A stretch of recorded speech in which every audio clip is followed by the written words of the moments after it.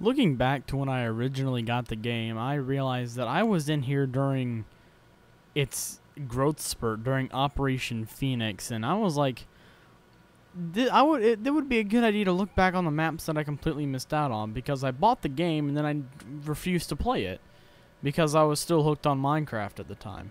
Then I actually started to play it, when Operation Breakout came out, and then I started to play it a lot more. Then Minecraft began sinking a little bit down, and ultimately this became my primary game that I play, that and The Binding of Isaac, which is now faded into obscurity, but I will continue to play that once I get around to it, since I'm extremely busy now. But I was looking back, and I saw this black gold map in my maps list when I was trying to go on offline surfing. I typed in D instead of S for surf, and then I saw black gold on there. So I decided then to go to that map and see, why do I have a DE_ map in my map list. And so I then realized that this isn't just a normal, workshop downloaded map, because if it was a workshop downloaded map, it would be freaking... It would say that this map was originally a workshop item with workshop/ID/DE_ or the map name after the second /. So I then realized this is not a workshop map. This was an actual map that I downloaded from somewhere. And then I look back to when I purchased the game. Oh, I purchased this during Operation Bravo. Did I say Payback? Because I meant Bravo. I purchased this game during Operation... Did I say Bravo? Because I meant Phoenix. I purchased this game during Operation Phoenix. I'm having a little bit of trouble remembering this video. This is all unscripted. So I saw that, and it had a great idea. I was going to, on my live stream over at twitch.tv/JRStanOfficial, have a great idea. Go through all the maps that I've never ever seen before, never really played competitively before, and see if they're competitively viable for the list that I have here of maps that should be in the next operation. So without further ado, here are my next operation picks and what the operation title should be called, and then I will reveal that to you at the end of my map selection process here. So starting off with the hostage maps in no particular order, for the next operation we have CS_workout, we have CS_downtown, and we have CS_rush. 3 hostage maps that were in previous operations. Now the reason why there are 3 maps from previous operations is because of the title of the operation, which I will reveal after I reveal the bombs maps, which I'm going to do after the hostage maps. So probably in 2 sections. So let's go ahead and start out with CS_workout. CS_workout was first debuted during Operation Vanguard back in 2014, and it was a hostage map. Had a quite unique layout. It was a beautiful map. It was set indoors. Quite a beautiful map. Now the reason why I think this one should be in is because it was one of the most played, one of the most, how do I say it? One of the most beautiful, one of the most well laid out, one of the best maps during Operation Vanguard. I think it was the only hostage map. Don't quote me on that. I'm not completely sure, but it was. If it wasn't the only hostage map, it was a great hostage map too. And I think it should be in this operation because it would be quite a nice little look back to this map. A lot of people liked it. I think it'd be a great idea to have it in here. Some of my friends said this map was one of their favorite maps during Operation Vanguard, and I've decided to bring it back for this operation. These are my ideas, my picks for it. These are my opinions. These are my friends' opinions. And feel free to talk in the comment section whether or not you think this map should be in the next operation or not. So let's go ahead and go on to the next map. We're going to go on to CS_downtown. If you see what's in the current operation right now, Operation Bloodhound, you can see there's a map called Agency. It's set on top of a building, on the top floors of a building, and it's a hostage map.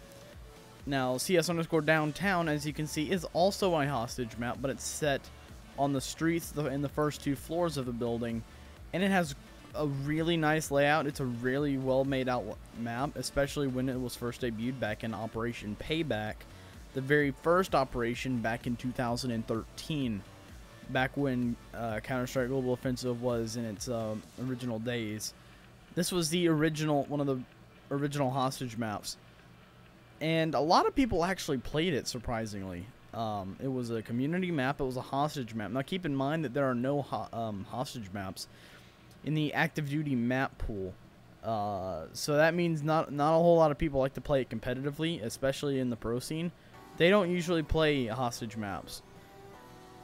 So this is all the hostage maps, if you look at it, are in the reserve duty groups, or in the reserve map groups. I don't know, I really don't know the reserves. And this one really tops all of them. It tops Assault, it tops Office, because it's just like Office, except a lot better. It has that outdoor element to it. You can really compare it to Office in such a way. You can see that it has a sort of an outdoor setting. It's mostly indoor, and unlike Office, it has 2 stories to it, just like Agency. So you can compare it to Agency. So it really combines those 2 maps. It has that sort of outdoor setting, and it sort of has that indoor setting as well, with 2 levels to it. So this would be a great inclusion, and again, a lot of people seem to agree that this was one of the best maps during Operation Payback, especially since it was a hostage map. Now that's a little bit of a hard thing to come by when you have a hostage map being one of the best maps in, you know, the operation. So let's go forward, and we're going to now look at CS underscore Rush as our 3rd choice for hostage maps in this operation. If you look at most of the maps that are in the map pool in Counter-Strike Global Offensive, the active duty, and some of the reserves as well, you have outdoor setting maps, and this is one of the, in my opinion, one of the best outdoor hostage maps that you can possibly find. That really has an open area. It's Rush. It has a lake in it. It has all these aspects in it that make it such a great hostage maps. And even though there are a bunch of little nooks and crannies that you can camp in, the terrorist-sided model is you can blend in very well. It needs to be changed, but it really is a great map if you think about it. If you look at the layout, if you look where the hostages are, if you look at everything, it really is a great map. That lake being its own pathway to the bomb site, the open skybox, you can be on top of any roof, almost any roof. You can be, your entire team is separated. You can pick off the terrorists one by one because they're all in separate areas. There's so many areas in this map that you can get to a hostage and get out of there with the hostage into the CT spawn. The lake really is the defining point of this map, as you saw at the beginning of the video that was shown on the screen for Rush. This map is one of the most open maps in the game. That is not a bomb scenario map. You know, most maps such as Dust 2, it's very open. You can throw flashes from all the way from short A all the way to long. You can throw smokes, you can throw grenades and stuff like that. Very complicated things that you can do. And I feel like with enough time, because it would be in the operation, and another idea that I'll have soon, you can do, if you take the time to learn the maps, you can definitely learn all the complicated things. And that's why this makes such a great hostage map, is so you can, you know, get smokes, flashes, and grenades off on the other team that they don't even know, because the map is so open. All the skyboxes above the houses are open. And if you can make and if you're good at air strafing just like I am, you can make, definitely you can have an advantage on the other team, because you can get into areas where they can't if they are not good at air strafing themselves. So this really is a player skill-sided map, but it's also a T-sided map because it is a hostage map. But more of it depends on your skill, because if you're able to kill another guy, you're able to succeed in taking the bomb site, which makes this map such a great map. So that concludes it for the hostage maps. Now we're going to go on to the bomb scenario maps that I've selected for this next operation. So those were my picks for the hostage scenario, hostage rescue maps for the next operation. Now, you know, every map has to either be a hostage map or a bomb map, and every operation has at least one hostage map and one bomb scenario map, so this operation has to have some bomb scenario maps. So we're going to go over the 3 picks that I have for the bomb scenario maps, and in no particular order, they are DE_Black Gold, DE_Resort, and an old classic, DE_Chinatown. So let's go ahead and start from first to last, starting with DE_Black Gold. Remember, this is the map that I was talking about earlier in the video. So let's go ahead and look at DE_Black Gold. Now, when people see DE_Black Gold, people see very complex, very confusing layouts. I don't. I see a work of art. I see a map that it's really, if you look at the title of the map and then look at the map itself and you see it on the screen, it really goes along with the title. It's called Black Gold, and most of the map is actually either black in terms of shadows and gold in terms of yellow structure. So this map was pretty based off of the word gold in that title. But that's not about everything. This map has a very complex layout, but it's very easy to understand once you get it. Again, it has a semi-open skybox, which means the things that you think you can jump on, you can't. But most of the things you can, just like some of the crates. There's like one on the right side of the map, if you're left side of the map if you're looking at T-spawn, that you can jump on top of. And then if you're good at air strafing, you can jump on top of the A bomb site, which is on that right side, the left side. I'm sorry, I don't know my directions. I'm thinking of those counter terrorists. But you can jump on top of that roof and sneak in behind them if they don't know about that. But this map is a very complex layout, but I think it would be easy to understand at first. So very complex, very much of a work of art. The bomb sites are very, very confusing at first, but this map is one of those maps where if you pick it up and learn it for the first time, just like when you start out, you want to play on the easiest maps to get on, such as Dust 2, and you see that you grow and then you start to learn that map even more, and then you're peaking things already. You go up higher in the skill level, and then you peak at the corners that you need to. That's something that you'll do with this map very easily. I was able to get a 20 bomb on this map. Now keep in mind, I was like a silver at that time, but I was able to pull a 20 bomb on the first time playing it because I looked everywhere and I saw the areas that you can go, and I was able to hold off the terrorists and hold off the counter terrorists from retaking just fine. But if you give this map time, you'll definitely learn it in no time. And so that's why I have it in for the first bomb site pick. This is also the most recent map, introduced in Operation Breakout, along with CS_Rush, one I didn't mention earlier. So this is a fun map. A lot of people actually enjoyed it. Me and Garfin, remember from the Meet Garfin video, me and him really enjoyed that, and a lot of people actually did. It was one of the most popular maps during that operation. So without further ado, we're actually going to move on to the next map, DE_Resort. Finally, I get to talk about one of my favorite maps in the current operation, Operation Bloodhound, DE_Resort. Now, this map has a very Inferno-like map layout to it. It's shaped just like a triangle, and you can probably see it if you look at the map layout. It has 2 mids and a triangle shaped with everything. It's a confusing layout at first. There's so many passageways that you can get shot from. Like you'll see in the video, there's from short A, which is not the kitchen. It's the way I go back, but you can see there's a connector connecting short A to mid, and there's like you can get shot anywhere on this map.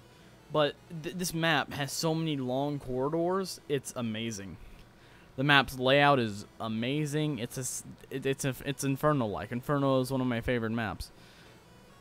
But I'm a little bit biased on this one. But again, this is a very opinionated video. This is one of my favorite maps to play because of the layout alone, and because of that beach ball. Can't get enough of the beach ball, man. but you definitely will understand the layout once you get a few rounds on it, just like you will Black Gold and Inferno, because Resort has a very similar layout to Inferno, except it doesn't have 2 passageways into each bomb site that the terrorists can have easy access to. It has 3, and on Inferno you have 3 access to, actually, yeah, you do have 3 ways to access the bomb site in Inferno. You have going to Arch from B, you have going through apartments, and you have going through mid. But it only has 1 entrance to bomb site B on Inferno. But in this map, you have 2 for each, which is definitely a good balance. You usually would set 2 at each bomb site on this map, and 1 watching mid. And then if you pick off one of the players on the bomb site, it's really easy to take because the CTs have to rotate back into a defensive position or just rotate behind you, which you're going to end up seeing there. But this map is an amazing map for the layout and the looks. The looks are amazing. The rounds play out really easy on this map. They're just like Inferno. The one thing about it that I don't like, though, is that it's not really open, but you got to remember that a lot of maps are not really open. Such as Train. Train is not as open as you think it would be. Cache isn't that open. But a lot of maps aren't open. This one isn't as open as like Dust 2, but you'll definitely prevail on this map. So this is what I picked for the second choice of bomb scenario maps in this new operation. And we are now going to move on to one of the oldest maps in the game. We are going to move on to DE_Chinatown. Also, I just wanted to state that DE_Resort was debuted in CEVO, and it has moved in to the Operation Bloodhound map group. So we are now going to move into DE_Chinatown. I just want to correct myself on when I said this was one of the oldest maps, because I thought it was on Operation Payback when really it was debuted back in Operation Bravo. So DE_Chinatown was introduced back in Operation Bravo. Now, this map is a very small layout map with only 2 connectors in the map and 2 entrances from T-spawn, like 1 long, 1 A long, and 1 B long. And there's 2 connectors in the middle of the map. There's 2 ways you can get from one part of the map to the other. And then there's CT entrances into B, and there's CT entrances into A, with those connectors being in the middle of the map. It's a very small map, but the amount of ways that you can do stuff in this map definitely compensate for its very small size. Like, I'll put a picture of the map layout on the screen just so you can see how small of a layout it is. But this map is a definitely competitively viable map. It follows the same 3-leaf clover, with the T-spawn being the little stem, and CT spawn A and B being the little clovers on there. It's like a 3-leaf clover. But this map is definitely competitively viable, just like many other maps, such as Dust 2, Mirage, Inferno, a little bit, Cache, definitely one of them. This map can be up there with some of them. I would much rather prefer this one than Dust 2, if I were to be completely honest. And with an idea that I'm going to have after I debut what the operation would be called, I would definitely play this map a lot. So that concludes it for my map selection for this operation. So I think it would be pretty much obvious what this operation would be called, because of the repetition of this map was debuted in Operation, insert operation name here. I think it's pretty obvious what it'd be called, but I'm going to go ahead and state it again, even though I never stated it in the first place. I would call this operation Operation Throwback. Now, you know, I would give the community a chance on this one, but that would mean doing some other things as well. If I were at Valve and I was in charge of, you know, what operation map should be, if I were to pick those maps, I would bring back all these maps, and I would add 3 bomb scenario maps and 1 more hostage map from the community, just to give some new map makers a chance of getting their map into an operation. And that would be great. The thing about it is, it'd be a big update. 10 maps, some of them that they won't even have downloaded.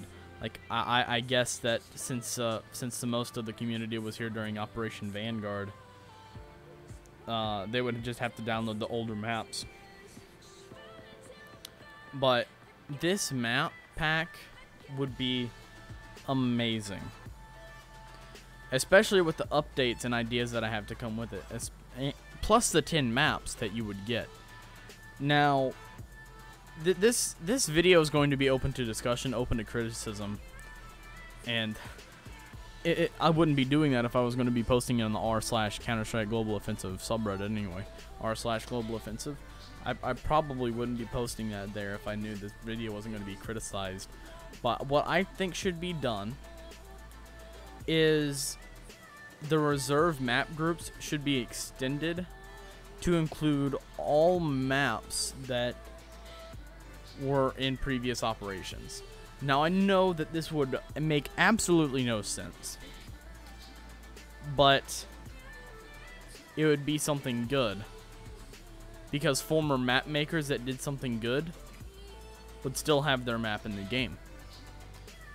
They won't be getting any revenue from having these maps, but I think that it would be great that if you do pick a map that was in a previous operation, it would already be downloaded, so they don't have to download it again.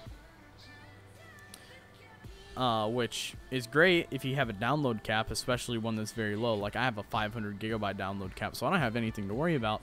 But the people who have 250 gigabyte pack, things, who also have a lot of games, they probably don't want to risk, downloading a lot of maps.